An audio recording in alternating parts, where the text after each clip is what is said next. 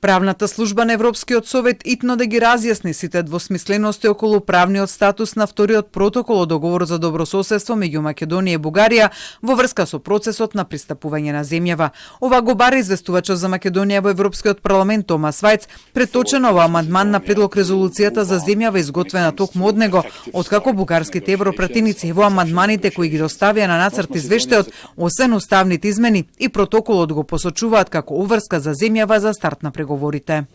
Подсетува дека процесот на пристапување кон ЕУ зависи од исполнување на условите наведени во преговарачката рамка на Европската Унија, негување на добрососедски односи и почитување на билатералните и меѓународните договори во согласност со копенхашките критериуми и сопствените заслуги на земјата, вклучително и целосното спроведување во добра намера на договорот за пријателство, добрососедство и соработка со Бугарија и неговите протоколи и преспанскиот договор со Грција.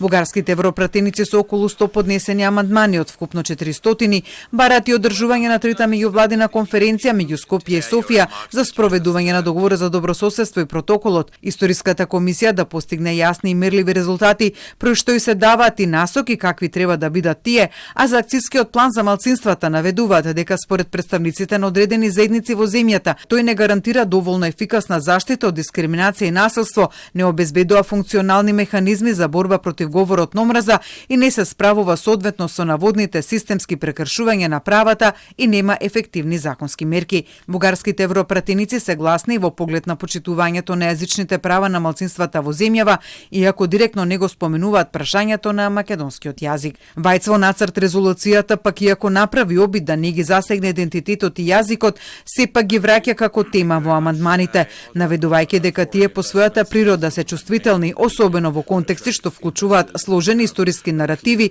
и новосоздадени независни држави. Го признава постоењето на различни толкувања во врска со потеклото на македонскиот јазик и идентитетот. Нагласува дека неговиот извештај нема за цел да го прејудицира или ограничи научниот дискурс за овие прашања, ниту пак таквите толкувања да влијаат врз проценката на парламентот за напредокот на Северна Македонија кон пристапувањето во Европската Унија, која останува заснована на критериумите од Копенхаген и принципите на добрососедски односи и е во согласност со критериумите договорени во заклучоците на Советот од јули 2022 година.